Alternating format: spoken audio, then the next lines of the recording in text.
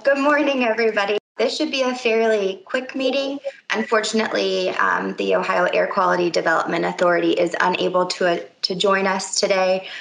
Brooke Grant is currently the interim director, not the interim, but she's taking things over right now. Christina will be out for the rest of the year, but then she'll be returning. So welcome. Happy Tuesday. I still can't believe that this amount of time has gone by already since the last time we met. Roll call is a little bit different these days because I can see who's all logged on, so that doesn't take very long. So good morning, Ben, Jessica, Carolyn, John, Jerry, Dan, Steve, and that's it. So without further ado, I wanted to turn it over to Jerry for just some overall agency updates and opening remarks. Thanks, Lexi. So I just have a couple of brief comments, and then I think I turn it over to Dan. Dan's really got the updates, but I just wanted to share a couple of thoughts that from DEFA and from the agency kind of as a whole. So we've talked at our last meeting about Ohio EPA and our abilities to work from home, and it has been pretty successful. Actually, it's been very successful in being able to work from home, and we feel like we are able to accomplish our mission and do so very effectively within the agency as a whole, but also especially within DEFA and providing the assistance that we offer to Ohio's businesses and communities. So it has been going well. We also have, I think that we have some metrics that can show that, and Dan's going to be talking a little bit later about, I think, the Virtual Compliance Assistance Conference, and you'll see a very successful conference. Also, our financial assistance side on our state revolving fund programs, the year is not up yet, but it looks like we are going to be able to show that it was a very, very successful year as far as financial assistance to communities for water and wastewater infrastructure. So overall, it's been very good for us. Many of you know that a lot of the state agencies are going to be continuing to work from home through May of 2021 in accordance with some guidance that we have received from the Department of Administrative Services. So, we feel that we have been very successful in being able to work from home so far, being very effective. And that's good because it appears that we're going to be continuing to work in this environment for some time, well into 2021. Also want to mention one last thing kind of in this vein. Some of you may know, but DEFA has a wastewater compliance assistance unit. This is a very small group. There's 3 individuals. They are field-oriented people. In other words, they go out to generally small wastewater treatment plants and help to troubleshoot problems and keep those plants into compliance. And we have gotten approval from within the agency to send those folks back out into the field under limited circumstances where they're really focusing on significant non-compliance issues and or emergencies. So we're happy that those folks are able to, get back out in the field. But overall, our work from home has been very successful. One thing, I know that Dan's going to talk about this, but we're real excited about, I personally am excited about, and that is that our recycling and litter prevention grants are back open, and the cycle is back on, and I think Dan's going to talk about that in a few minutes. So that's really something that we're really looking forward to resuming that activity. From an H2 Ohio standpoint, the agency is involved in a number of different aspects of the H2 Ohio program. I just wanted to give you kind of a quick update on that, especially with respect to the infrastructure projects that the agency is involved with. So in program year 2020, the first round of H2 Ohio, the agency financially participated in 7 infrastructure projects. When I say infrastructure projects, there were 3 wastewater projects and 4 drinking water projects that we awarded grant funds to.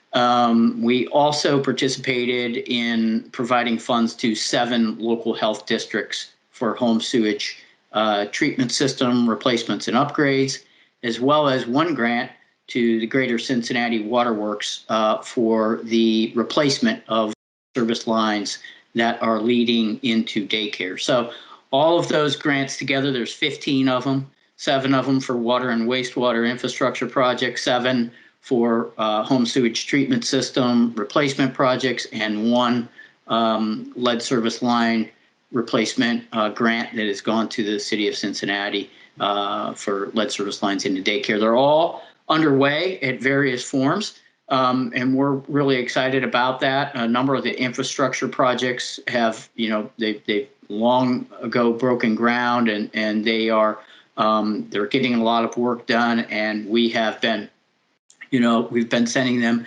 reimbursements, so some of the cash is flowing. So it's exciting and it's rewarding to see some of that activity actually occurring in the H2 Ohio program. As far as year 2 or round 2, we're still kind of waiting to see what the funding levels are going to be looking like. Our sister agencies in the Department of Agriculture and the Department of Natural Resources have some funding available. They're going to be continuing to administer grants to the projects which they're working on. And we're kind of trying to see what our funding level is going to be for year 2. But we're excited about the things we're able to do in year 1. And then last thing that I want to provide a general overall update on is some of the other funding programs that we have to offer from the agency and within DEFA. As you all know, DEFA is the Division of Environmental and Financial Assistance, and some of that financial assistance is very important to Ohio's community. So I just wanted to share this with you, just kind of as an FYI. Our wastewater revolving loan program runs on an annual cycle, and we have prepared our program plan for the next year, 2021, and that is out for public comment right now. We're going to be having a public meeting on that on December 3rd. We're really excited about that. We have the largest number of projects and the largest dollar amount of projects that we've ever had in that program plan for over 32 years. So it's a lot of activity that we see coming up. Likewise, our drinking water revolving loan program is going to be kicking off its application cycle. We call it a nomination cycle early in 2021.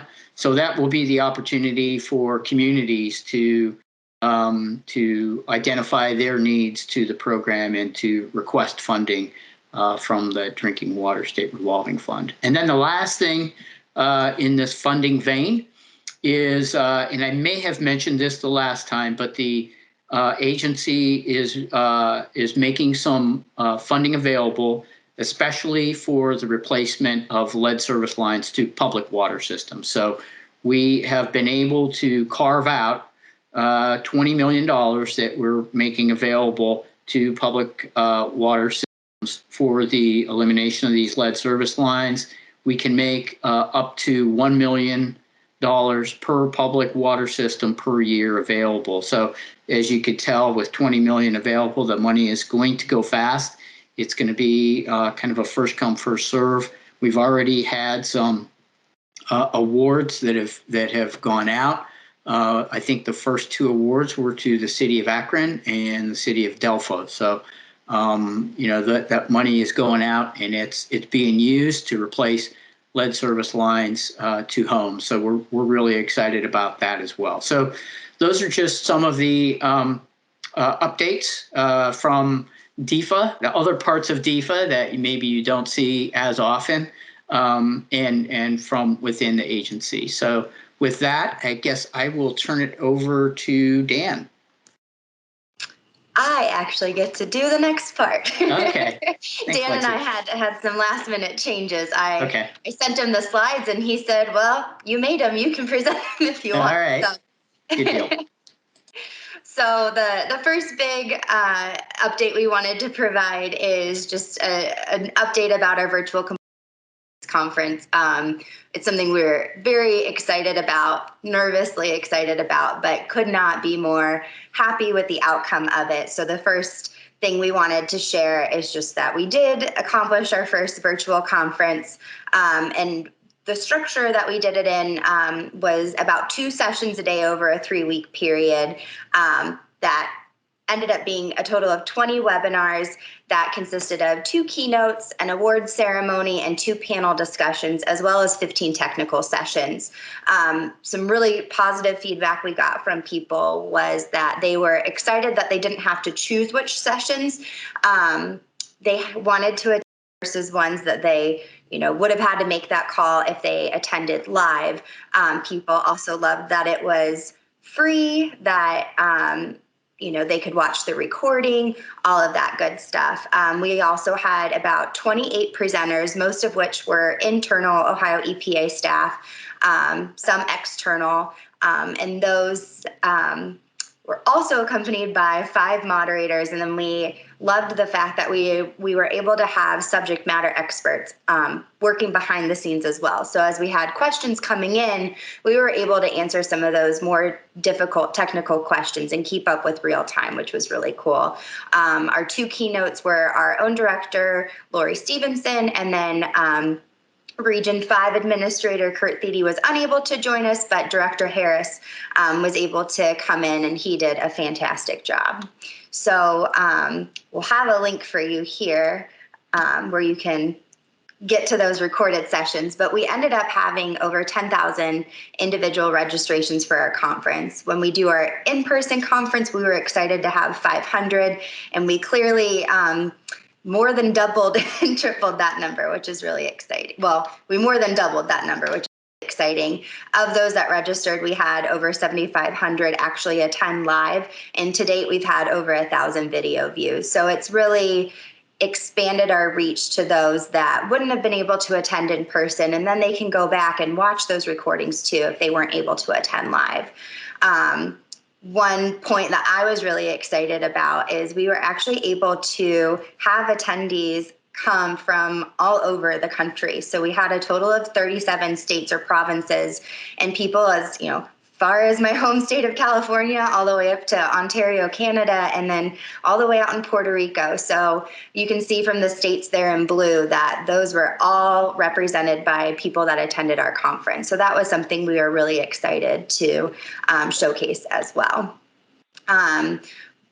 These are some of our most popular sessions that we had. Most of them had over 500 attendees in the live session, which was really great.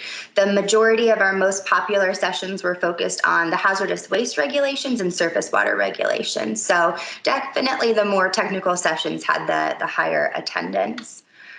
If you wanted to go and look at any of our recordings, we do have this awesome page, and you can reach it at the link there at the bottom. But you just click on that video. It will ask you for your name and email, just so we can keep getting that count of how many people have registered. But you'll see the sessions that were on week 1, week 2, and week 3, and you can watch those at your leisure, which is really exciting.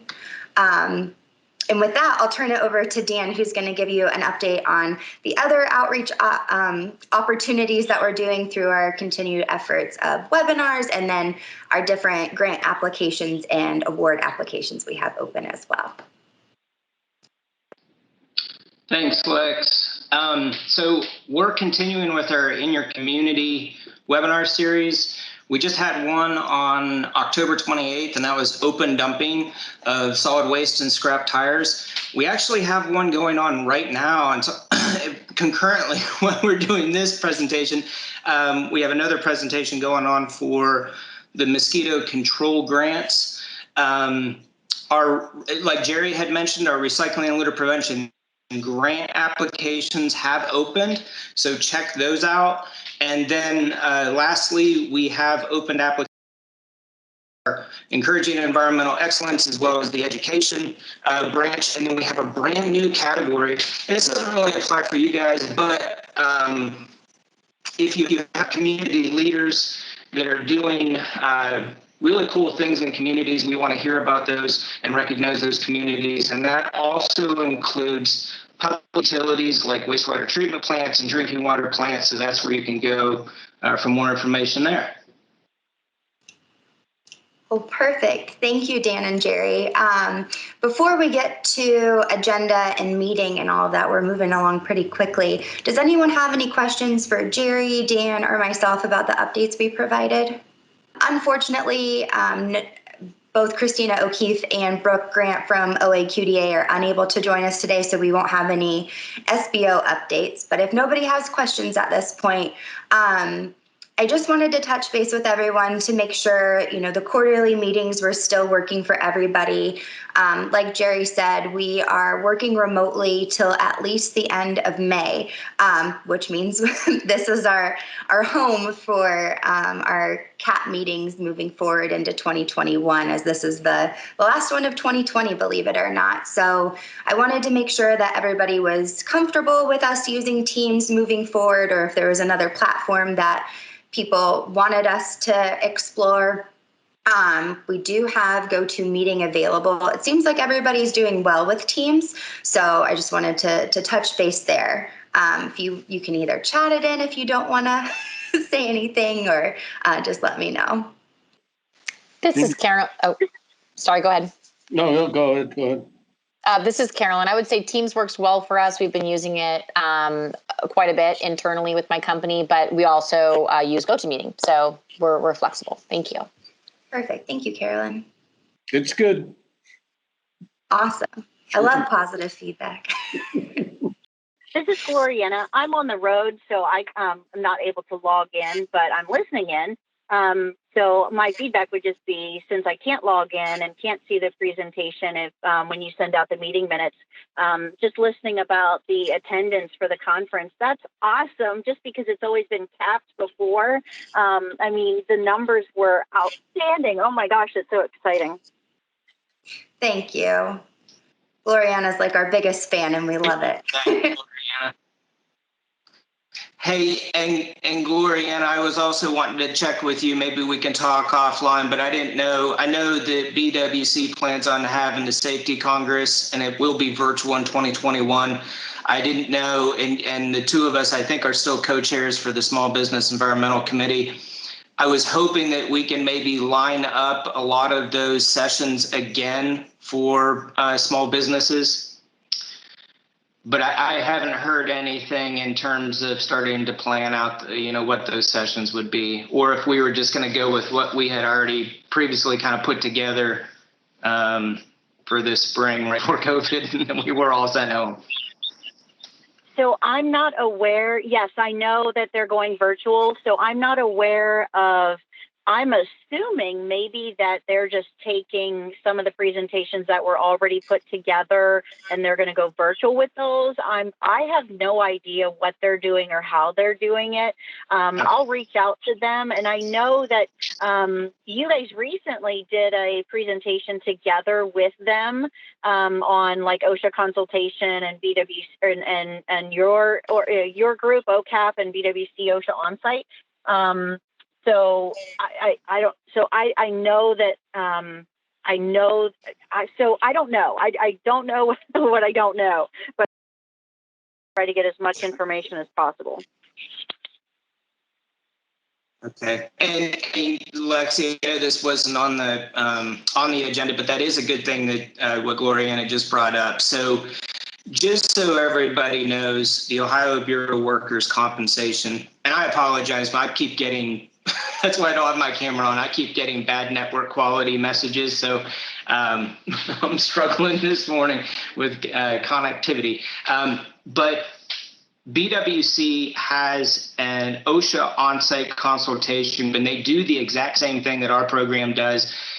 They just help with safety issues. They help with OSHA regulations. They do it in a free and confidential. And one of their representatives had reached out to Jessica Caceres, who I think is on this call, and said, hey, could we possibly join forces? And, immediately when I saw that, I'm like, oh my gosh, yes, I definitely want to capitalize on that.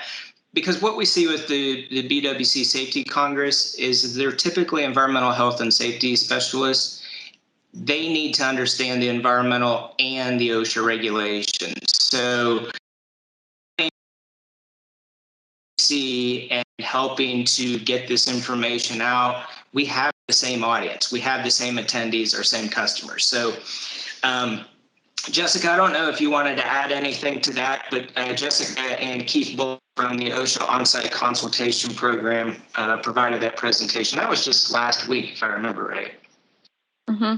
Yeah, I don't have too much to add beyond what you said, but essentially, yes, that we've teamed up with BWC. It was a great presentation, just sharing about the similarities that both of our programs have and how we can best assist customers during this virtual time, that we are still offering virtual assistance, whether that's on the phone, via email, or via Teams, however works best for the companies. We're willing to work best with whatever technology you have available. That while we can't be physically connected, we're trying to maintain that connection and provide the best service. Yeah, and is there any? Go ahead. I was just say, is there any feedback on attendance or perception? Like how many people, you know what I mean? Yeah, we had almost 300 people attend that session, and we got a lot of positive feedback. I haven't reviewed the survey results yet, but in the meeting minutes, I can put a link to that recording as well. And I don't know how many views of the recording we have to date, but the comments that we saw coming in live from attendees were all really positive. And we did do a couple polling questions in the beginning and at the end, one of which was filling out who was actually attending. A lot of our attendees were environmental health and safety specialists, just like Dan had said. That's normally our customer there, as well as government employees. And then we also asked them, who before the presentation had ever contacted either OSHA on-site consultation or OCAP for assistance, just to get an idea of who we've worked with before. And then at the end, we asked people again, based on the information that they learned today, how likely are they to contact one or both of us? And that was really cool to see that the majority of people do plan on reaching out to us. So next steps with this, what I'd really like to do, and I've since circled back with Ramsey Brown. He's the manager or supervisor over the OSHA on-site folks. And what I'd like to do is maybe have another webinar. And I don't know if GoToWebinar does this or not. I think it does. But what I'd like to be able to do is do a quick overview again of the two programs and what they offer to small businesses, and then maybe create breakout rooms where the attendees can then go and meet their district OCAPer or their regional OSHA on-site consultation person. So that way they can get to know who those individuals are. Still in the planning phase. That was just the idea I tossed back to BWC.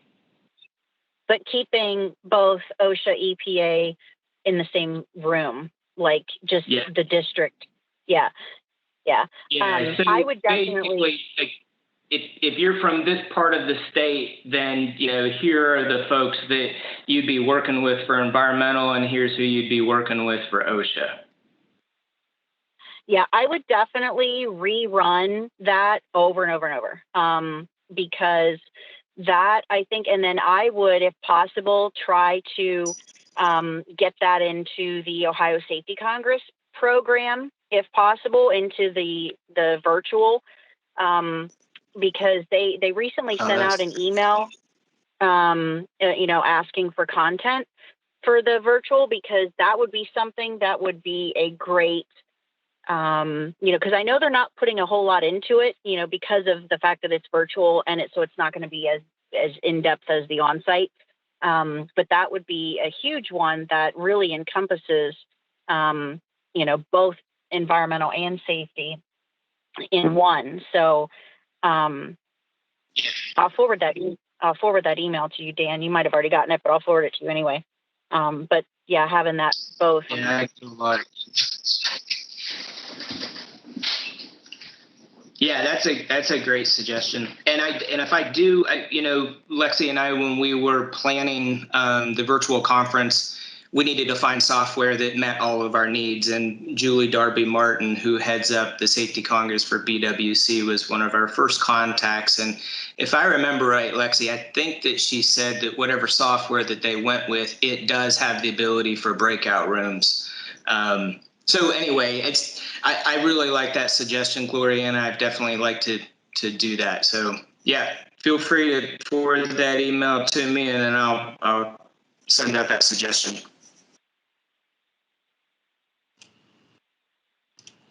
Perfect. Thank you. Does anyone else have any questions or comments for Dan, Jerry, or myself before we move on to agenda and meeting? Perfect. Well, I wanted to touch base where it sounds like we're good on Teams. Do Tuesdays still work for everybody? Yeah, that works just fine. Yeah, Perfect. works. So since I'm sharing my screen, I'm not going to pull up my email. I've got my work phone out. It looks like we had been meeting the second Tuesday of the month, which seems to be a good time. I know normally we schedule these for 2-hour blocks, but we've been pretty good about staying under an hour. So if people want us to try to stick to just an hour, because I know 2 hours of a virtual meeting can be overkill, we can also adjust that time as well. Does anyone have thoughts on that? I think 1 hour would be good. Awesome. I just figured with not needing to travel and get people signed in and, go through the process of getting into our building, this is much easier and less stressful than trying to get into the Lazarus building for sure. So if people are able to, I was thinking that we would resume in 3 to 4 months, which gets us to right around President's Day for February. So let's go out to March. How do people feel about Tuesday, March 16th at 10 a.m.? Not a problem. Perfect. All right, and then let's go out to March. We'll go to May. I've got like the old iPhone for the work phone, so it's not cooperating the way my normal phone does. That gets us to May 18th at 10 a.m. No That problem. works. Sure. May 18th, 10 a.m. And then we'll go out to August.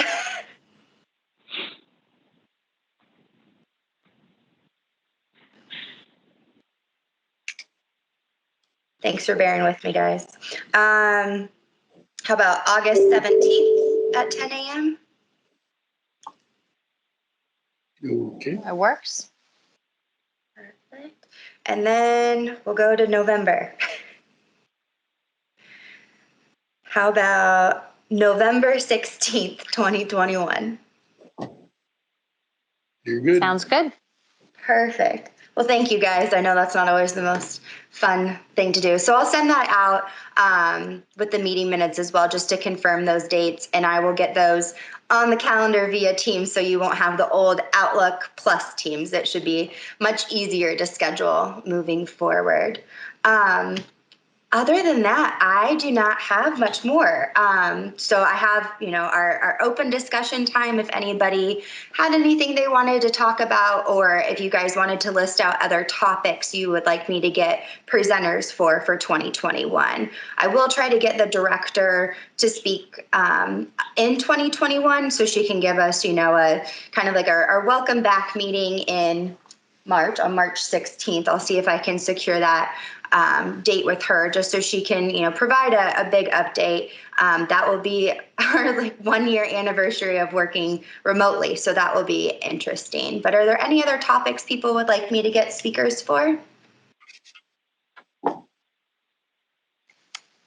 Nothing comes to mind right now. Okay.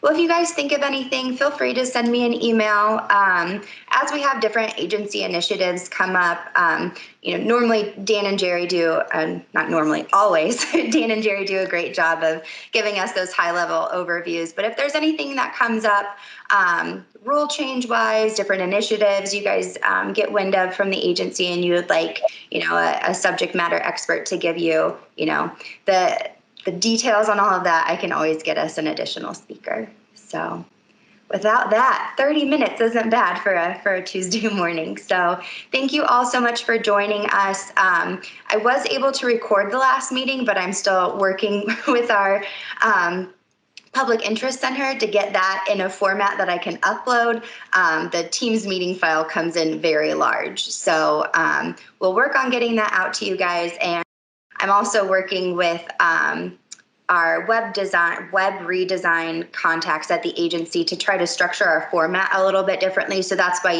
if you've gone to our CAP website, or not the whole CAP website, but the OCAP page that has our CAP content on it, the most recent information is not up right now, unfortunately, but it's something that I hope to get resolved by the end of the year. So if there's any meeting minutes that you need, just reach out to me and I'll get those to you if you can't find them on the website. But I'll also send these out hopefully in the next week. So thank you all for joining today. We really appreciate your involvement in the CAP, and nobody has anything else, we can call it a morning or call it a meeting. Very good. Thank you. Have a nice holidays. Thank you. You too, everybody. Thank you. All right, take Bye-bye. care. Bye-bye. Thanks.